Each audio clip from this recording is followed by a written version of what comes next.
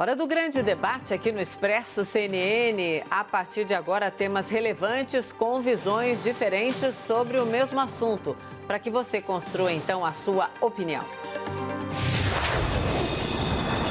O presidente Bolsonaro afirmou hoje que o governo brasileiro sofre com informações distorcidas sobre a defesa da Amazônia. Bolsonaro disse que quer levar adiante as negociações com a União Europeia. Por diversas vezes, o bloco já criticou a política do Brasil para a maior floresta do mundo. E o tema de hoje é: o governo tem projeto para a preservação da Amazônia? Os nossos debatedores são Augusto de Arruda Botelho, advogado especialista em direito penal. Boa noite, Augusto. Boa noite, Mona Lisa. Boa noite, Caio. E Caio Coppola, bacharel em direito e comentarista político. Boa noite, Caio. Boa noite, Mona Lisa. Boa noite, doutor Augusto. Boa noite ao espectador da CNN. Hoje começamos com você, Augusto. Suas primeiras considerações, então, por favor. Boa noite a todas e todos. O governo federal não tem um projeto para salvar vidas no meio da maior pandemia da nossa história recente. O governo federal não tem um projeto para a cultura. O governo federal não tem um projeto para a proteção dos direitos humanos. O governo federal fez muito pouco pela segurança pública. O governo federal patina há meses para aprovar importantíssimas reformas tão necessárias para o desenvolvimento do país. O governo federal boicota seu próprio Ministério da Economia ao apresentar um plano de desenvolvimento econômico sem a participação justamente do nosso ministro da Economia. Perguntar se o governo federal tem um projeto para a preservação da Amazônia é quase uma piada. E uma piada de péssimo gosto. Não existe projeto algum, não existe boa iniciativa alguma. Muito pelo contrário, o Brasil virou um símbolo internacional de como não se deve tratar a questão ambiental. O reflexo desse completo descaso é o boicote internacional a uma série de investimentos que seriam tão bem-vindos em nosso país. Ao longo dos últimos 18 meses, inúmeros foram os fundos, países e iniciativas que pretenderiam colocar dinheiro para proteger não apenas a Amazônia, mas outras áreas em nosso país que simplesmente sumiram, diante da mais absoluta incerteza sobre as diretrizes e políticas ambientais do governo Bolsonaro. Depois de mais de 20 anos de negociação, um importantíssimo acordo comercial entre a União Europeia e o Mercosul foi assinado em junho de 2019. Agora, vários países já se manifestaram no sentido de algum tipo de obstrução desse acordo, diante da preocupação que nosso país não estaria realmente preocupado e focando esforços na preservação da Amazônia. A condução desastrosa da política ambiental pelo nosso ministro do Meio Ambiente, Ricardo Salles, é inclusive apontada como um dos empecilhos para a assinatura de diversos acordos comerciais bilaterais. Há poucas semanas, um grupo formado por quase 30 fundos de investimento, que somados possuem mais de 3 trilhões e meio de dólares, exigiu que o Brasil freie, por exemplo, o crescimento crescente do desmatamento em nosso país. A resposta do presidente Jair Bolsonaro para esse grave fato atendeu a um script bastante conhecido. Primeiro, ele começa com a negação acompanhada de acusações. Afirma nosso presidente que vários países do mundo têm opiniões distorcidas, opiniões sobre a atuação do Brasil na proteção da floresta amazônica. Depois vai além, vociferando um típico discurso ufanista, dizendo que, na verdade, esses países querem a Amazônia para eles. Ecoando discursos da época em que o Brasil viveu sob uma ditadura militar, Bolsonaro disse mais de uma vez: a Amazônia é nossa. Por fim, eles propuseram uma campanha publicitária e voos de helicóptero com as autoridades estrangeiras, que, sobrevoando a floresta, veriam que o problema não é bem assim. Vamos então falar agora sobre a real situação na Amazônia. Segundo os dados do programa Queimadas do Instituto Nacional de Pesquisas Espaciais, o INPE, em junho desse ano, tivemos o maior número de queimadas observadas para esse mês desde 2017. Foi um aumento de 19,6% em comparação com o mesmo mês do ano passado. As queimadas na Amazônia têm relação direta com o desmatamento. O fogo é parte da estratégia de limpeza do solo para posterior uso na pecuária ou no plantio. Após o fogo, o pasto costuma ser o primeiro passo na consolidação da tomada da terra. A resposta do governo para esse desmatamento desenfreado foi a criação de uma não estruturada ainda Força Nacional Ambiental, criada nos moldes e com certa semelhança da Força Nacional de Segurança Pública. Ou seja, Bolsonaro pretende tratar da questão ambiental apenas como um caso de polícia. Não que também não possa ser, mas a proteção do meio ambiente, convenhamos, é muito mais do que isso. Mas essa é a visão do nosso presidente. Proteger a Amazônia dos nossos imaginários inimigos externos, como se esses quisessem, numa verdadeira teoria conspiratória, invadir o solo brasileiro e com isso passar uma impressão de que algo está sendo feito. Jogando a sujeira, nesse caso a fuligem provocada pelas queimadas, para debaixo do tapete. Em temas relacionados ao meio ambiente, Bolsonaro conseguiu uma façanha. Ser, na mesma semana, tema da reportagem de capa da revista de economia mais influente do mundo e um dos destaques da principal publicação científica do planeta. A revista The Economist, e eu acho que não dá para chamar Economist de imprensa militante, diz que o Bolsonaro possivelmente, vejam bem, é o chefe de Estado mais perigoso do mundo para o meio ambiente. Eu vou terminar essa fala inicial dizendo que muitas vezes esse tema e esse debate ele é colocado de forma errada. É como se houvesse um falso dilema entre desenvolvimento e meio ambiente. De um lado, então, a gente tem a imprensa, as ONGs e seus ambientalistas, e do outro, aqueles empresários, aqueles pessoas do agronegócio que querem o progresso do nosso país. Esse debate está errado. O desenvolvimento, claro, é essencial, porque sem ele não há estrutura básica para se implementar absolutamente nada. O que precisa ser debatido é qual modelo de desenvolvimento que queremos. Caetano Scanavino, que é coordenador da ONG Projeto Saúde e Alegria, uma das mais atuantes há muitos anos na região amazônica, em um artigo usou um exemplo bastante claro. Diz ele mais ou menos o seguinte, que devastamos uma área igual a 2 Alemanhas de florestas para que 63% delas fosse ocupada por pastagens de baixíssima qualidade e outros 23% fossem abandonados. Ou seja, o pior de tudo é que desmata-se a Amazônia para ficarmos ainda mais pobres. É sobre essa falta de sentido que precisamos falar. Caio? Suas primeiras considerações, por favor, Caio. Bom, nós temos todo o debate aí para tratar desse tema fundamental, que é a preservação e o desenvolvimento sustentável da Amazônia. Mas essa discussão, ela requer algumas considerações preliminares em razão da desinformação e da histeria que contaminaram o noticiário, principalmente em 2019, quando parecia que a nossa maior floresta estava à beira aí da extinção, ardendo em chamas. Então, vamos falar sobre o que estava por trás dessa narrativa oportunista e qual a agenda geopolítica que impulsiona essas duras críticas ao nosso país. Algumas nações ricas e desenvolvidas, elas sofrem de um ambientalismo tardio, por assim dizer. Esses países, eles sinalizam a sua falsa virtude ecológica, impondo ao Brasil comportamentos que eles mesmos não tiveram com seu próprio patrimônio ambiental. Então, a título de comparação, vamos falar de vegetação nativa preservada, certo?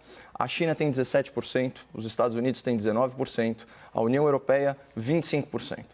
Já o Brasil, estigmatizado aí internacionalmente como inimigo do meio ambiente, como bem trouxe meu debatedor, tem 66%, 2/3 da sua área ocupada por vegetação nativa. Então, são mais de 630 milhões de hectares de área preservada. Isso é equivalente a 43 países e 5 territórios da Europa. Essas informações que foram atualizadas em 2019 estão disponíveis aí pela Embrapa, Empresa Brasileira de Pesquisa Agropecuária, a partir dos registros e dos mapeamentos do CAR, que é o Cadastro Ambiental Rural. Nas últimas décadas, o agronegócio brasileiro ele cresceu exponencialmente, se tornando referência mundial em tecnologia e em produtividade. Para ficar em um exemplo que eu acho bastante ilustrativo, ao longo de 10 anos, na virada do século, as áreas de pastagem diminuíram 20%, mas a produção de carne bovina cresceu 120%, isso no mesmo período. Então, hoje em dia, para vocês terem uma ideia, em média, só metade, apenas metade da superfície dos imóveis rurais é utilizada para atividades agropecuárias. E as áreas preservadas de vegetação que estão em imóveis privados correspondem a 1/4 do território nacional. Portanto, dizer que o agronegócio brasileiro é inimigo do meio ambiente é uma falácia.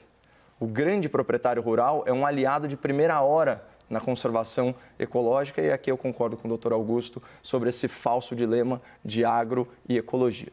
Bom, e traduzindo em números esse sucesso do agro, em 2019, a soma, né, dos bens e serviços gerados pelo segmento ultrapassou R$ 1,5 trilhão de reais, isso é mais de 20% do PIB. Né? E quais os impactos econômicos disso? No plano doméstico, você reduz sensivelmente o preço da alimentação, melhora a qualidade de vida das pessoas e direciona o poder de compra da população para bens produzidos pela indústria e pelo setor de serviços. Então, você aquece o mercado interno. E no âmbito internacional, você exporta o excedente de produção e gera superávites na sua balança comercial, fortalecendo a economia nacional. É lindo, né? Não. Não quando você concorre contra o agronegócio brasileiro. O mundo desenvolvido tem muita dificuldade de competir com os produtos agrícolas e pecuários do Brasil. Por isso, com muito cinismo, com muita hipocrisia, eles adotam discursos ambientalistas radicais para criar barreiras às exportações brasileiras. É como se fosse um protecionismo dissimulado. É isso que está por trás da resistência de algumas potências da Europa em ratificar o acordo entre a União Europeia e Mercosul, que é fruto aí de 2 décadas de negociação. E da mesma maneira, embora tenham desmatado a maior parte da sua própria vegetação nativa, essas nações acusam o Brasil de supostas transgressões ambientais na tentativa de internacionalizar a Amazônia e colocá-la aí sob tutela de um órgão multilateral. E aqui tem muito em jogo, né? Porque a riqueza do subsolo amazônico é vastamente conhecida, sem falar na importância geopolítica da região. Então, a gente não pode ser infantil a ponto de achar que as grandes potências, que o mundo civilizado, né, que eles são amigos da Amazônia. A realidade está muito mais próxima daquela máxima atribuída a um político muito pragmático, né, francês, diplomata, o Talleyrand. As nações elas não têm amigos, as nações têm interesses. Mas como o Brasil não é para amadores, tem uma variável muito improvável nessa equação. A imprensa nacional, contrariando os interesses da nação brasileira, em desacordo com a realidade dos fatos, adere a essa falsa narrativa ambientalista. Sem brincadeira, a sensação que dá é que a mídia brasileira torce para que o acordo com a União Europeia não seja assinado, torce para que a Amazônia seja expropriada do Brasil e torce para que haja restrições sanitárias às exportações, né, do agronegócio. E por que será isso? Porque vale tudo para desgastar o governo federal e para arranhar a imagem da presidência da República. O desejo de destituir o presidente ele é tão intenso que o jornalismo nacional faz coro a esse terrorismo ambiental de Holanda, França, Alemanha, Noruega, entre outros gringos. E é uma postura tão entreguista, mas tão entreguista, que, sinceramente, às vezes eu acho que eles topariam trocar a Amazônia pelo impeachment. Vamos então ao debate. Augusto e Caio, por favor. Bom, eu gostaria de iniciar primeiro falando do agronegócio. O sucesso do agronegócio, que de fato é um sucesso, é mérito do agronegócio. Não tem relação nenhuma com a gestão do presidente da República ou com qualquer outra coisa. Diz respeito exclusivamente a uma boa gestão do agronegócio no nosso país. O segundo ponto é que não são nações que acusam o Brasil, elas também acusam o Brasil de promover o desmatamento descontrolado, mas são os números que assim dizem. Não são nações completamente divorciadas de fatos concretos que, por um interesse econômico, que pode até haver certo interesse econômico, se colocam na posição de acusar o Brasil de não respeitar uma série de protocolos e uma série de acordos, inclusive, que o Brasil já foi signatário. São os números que afirmam isso. Mais do que números, fatos. Se a gente pegar, por exemplo, o que o governo Bolsonaro fez, ele desestruturou completamente o IBAMA e o ICMBio, com perdas de autonomia de técnicos e de segurança em campo para fiscais ambientais. Isso é um fato concreto que pode se verificar pelo completo sucateamento do IBAMA e do ICMBio. Mais do que isso, e aqui é um ponto que eu acho extremamente grave. O Brasil, por uma iniciativa do governo federal, flexibilizou e reduziu multas por crimes ambientais. E institucionalizou a prática por meio de um projeto criado Núcleo de Conciliação, que poderia até, em tese, ter algum bom uso, mas na prática o que acontece é que vai tornar essas multas, muitas delas ou irrisórias ou anuláveis, o que não deixa de ser um incentivo ao desmatamento. Para vocês terem uma ideia, Em 2019, o IBAMA aplicou 1/3 a menos de multas a infratores ambientais em 2019 do que no mesmo período em 2018, segundo dados do próprio IBAMA. A queda no número de atuações, e aqui vem o problema, a queda no número de autuações coincide com o aumento exponencial do número de registros de desmatamento e de incêndios florestais em 2019. Ou seja, abaixa a multa, aumenta o desmatamento, aumentam as queimadas. Isso são números. Então não é aqui uma teoria conspiratória de países ricos querendo, mais uma vez, se apoderar do nosso poderoso e riquíssimo solo da Amazônia. São números. E, por fim, com relação à imprensa, eu vou citar aqui apenas alguns que eu lembrei de cabeça enquanto o meu debatedor falava. The Economist, Nature, Wall Street Journal, New York Times, The Guardian. Fazem todos parte desse complô, dessa mídia militante que quer derrubar também o Bolsonaro? A The Economist coloca o Bolsonaro na capa, dizendo que ele é o líder mundial mais perigoso para o meio ambiente porque ela está interessada em derrubar o Bolsonaro de alguma forma. A revista Nature também, o Wall Street Journal, o New York Times. Meu Deus, estamos todos sob uma grande conspiração internacional para derrubar o presidente. Não, não é assim.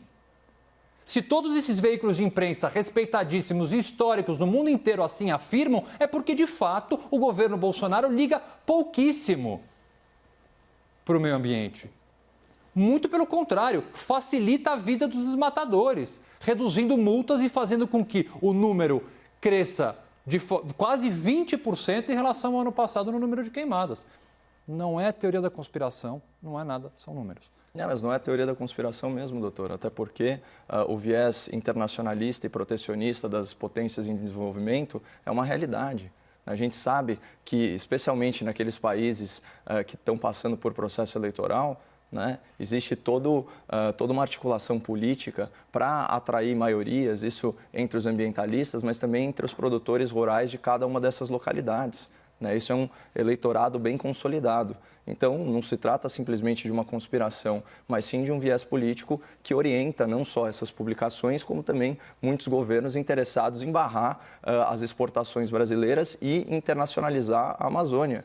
O Brasil é uma competição valiosíssima, como você bem reconheceu, o solo da Amazônia é riquíssimo. Eu lembro que a época da histeria sobre as queimadas no ano passado, que parece estar aí se repetindo esse ano, eu elaborei alguns itens para consideração que vão aí em oposição a essa narrativa majoritária, né, de um grande desastre ambiental. Né? Porque a gente fala as coisas, parece que a Amazônia era virgem, né, até 2019. Sendo que as queimadas, o desmatamento fazem parte aí da história humana, né, no território amazônico. Como eu já bem coloquei, assim, os números eles são esmagadores a favor do Brasil. Os números que eu citei foram atualizados em 2019. 66% de vegetação nativa preservada. Nenhum país do mundo tem isso. Eu achei, inclusive, uma citação, né, no site do Programa Ambiental das Nações Unidas que diz o seguinte, abre aspas, é fato conhecido que o Brasil, entre os únicos 10 países do mundo com mais de 2 milhões de quilômetros quadrados, é, de longe, o que mais protege o seu território, tanto em termos absolutos como relativos. Como apontam os dados do Protected Planet Report. Então, aqui o que a gente está falando é da criação de um clima de histeria, né, com base em falácias. Né? E, além disso, você trouxe aqui um argumento excelente, que a legislação brasileira é uma legislação moderna, uma legislação de viés ambientalista, que foi, inclusive, aprovada na gestão de um governo progressista, de esquerda. Teve como relator, né, um membro do Partido Comunista do Brasil, né, que estipula, inclusive, e que dá incentivos para que o proprietário privado, né, cuide das áreas de proteção ambiental dentro da sua própria propriedade, que dá uma prioridade absurda para o bioma amazônico. Né? Você tem isso, a gente sabe que queimada como método de limpeza de terreno, você colocou isso de certa forma, é um comportamento arcaico de pequenos produtores rurais, e geralmente ligado a pessoas que não têm titularidade daquela terra. Então, o problema é muito mais de regularização fundiária e de fiscalização. Mas isso num país que não cuida nem da segurança das suas pessoas, imagina das suas árvores. É um desafio dantesco, né? E fora que, assim, as condições climáticas, elas são ainda, né, o maior, vamos dizer assim, o principal fator que potencializa esse tipo de fenômeno das queimadas, isso junto com o desmatamento. E ainda que elas fossem todas elas antropogênicas, ou seja, geradas a partir da ação humana, elas certamente não são coordenadas e muito menos estimuladas pelo governo federal, como você fez, como você deu a entender. Então, eu acredito que nesse tópico há uma série de dados que vão na contramão do que você falou, inclusive sobre as queimadas desse mês. Por quê? De fato, né, o foco nas queimadas agora em junho foram 19% maiores em relação ao ano passado. Na verdade, foram os maiores nos últimos 13 anos. Mas, então foram 2.240 focos de queimada no bioma amazônico. Só que, quando você pega, por exemplo, os números de 2004, né, que foi o ano de recorde, a gente teve mais de 9 mil registros. Então, 4 vezes a mais. Você pega um ano como 2007, você teve 3.500 focos, né, em comparação com os 2.200 focos de agora, né? Só que tem uma média histórica aqui que também tem que ser considerada. Se você pegar nos últimos 21 anos, a média é de 2.724 focos. Portanto, o ano de hoje, esse ano está com menos do que a média histórica. Então, isso tem que ser falado também, certo? Eu sou super a favor de uma fiscalização maior. Não acho que a abordagem que você trouxe aqui para o espectador de tratar as queimadas como caso policial é equivocada. É caso policial, sim. Também, né? é. Está na lei, também, claro. Tem que ser cumprido, claro. não tem essa. Só que existe um grande esquema aí, bom, imagina, nesse contexto de pandemia, doutor, né, que as nações estão assustadas, que você não sabe como a economia vai se recuperar. O produto brasileiro, o produto do agro brasileiro, ele é muito forte.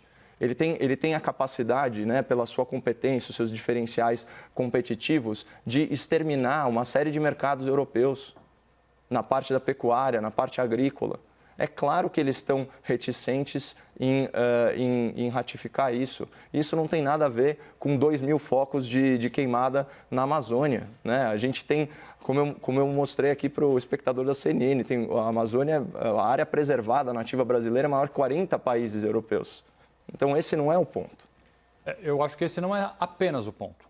Neste ponto, eu concordo com você. Esse não é apenas o ponto. Não é o desmatamento na Amazônia o único problema que faz com que o investidor externo, esses 30 fundos com mais de 3 trilhões de dólares, fugissem do país. E todos os financiamentos da Holanda, 200 e tantos milhões de euros que nós receberíamos, não vamos receber mais. Eu acho que é uma somatória de fatores. Eu posso citar apenas alguns. Por exemplo, a proposta do governo de revisão das unidades de conservação do país, que poderão ter traçados revistos ou até extintos. Liberação excessiva de agrotóxicos, inclusive alguns proibidos no mundo inteiro. Revogação do decreto que proibia o avanço das plantações de cana-de-açúcar sobre o bioma pantaneiro e amazônico. O posicionamento do Brasil contrário ao Acordo de Paris. E eu acho que pode, assim, a gente poderia chamar de cereja do bolo, a manifestação do nosso ministro do Meio Ambiente na fatídica reunião. Eu vou reler aqui, caso o espectador tenha se esquecido do que falou o nosso ministro.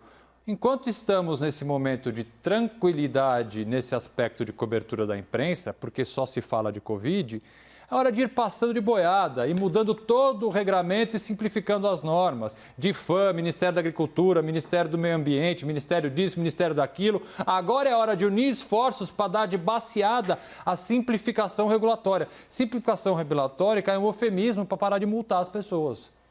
Né, e produzir esse resultado catastrófico que nós produzimos no país. Então, neste ponto, eu concordo, Caio, exclusivamente os dados do desmatamento. E aí volta um pouco ao momento inicial dessa sua fala de agora, de dizer que o Brasil, por vários anos, e tem números absolutamente sólidos e muito positivos do ponto de vista de política ambiental. O Brasil sempre esteve na vanguarda de uma política ambiental minimamente satisfatória, tanto que foi apoiado por vários outros países, teve investimento externo e de fundos e de países espalhados pelo mundo inteiro e conseguiu, de certa forma, conter, ainda que com certa dificuldade, o desmatamento e qualquer outra iniciativa que venha prejudicar o meio ambiente. O que nós percebemos é que de um tempo para cá, e quando você cita esse dado do desmatamento específico, é curioso, porque de fato assim, houve uma queda significativa no desmatamento a partir de 2005. Realmente, em 2004 o número é muito maior. Só que essa redução se interrompeu em 2012. Mas o que mais preocupa é como a gente está numa tendência de alta justamente dentro do governo Bolsonaro, que deixa de multar ou flexibiliza regramentos que possibilitariam, de certa forma, ir atrás dessas pessoas que desmatam e queimam a nossa mata. Então, o que mais chama atenção é esse número tão elevado num momento extremamente delicado. E é óbvio que para o investidor externo, para a imprensa e para os ambientalistas, isso acende uma luz mais do que amarela, uma luz vermelha, e por isso que está acontecendo o que está acontecendo. É uma somatória de medidas equivocadas e de uma imagem muito ruim. E agora a gente volta a falar um tema que a gente já falou algumas vezes. Eu vou ter que voltar ao ministro Ricardo Salles, que durante uma reunião do meio ambiente me posta no Twitter uma foto de uma picanha ali dizendo que está contribuindo para a camada do ozônio ou coisa parecida. Veja, pessoas leem isso. O investidor lê.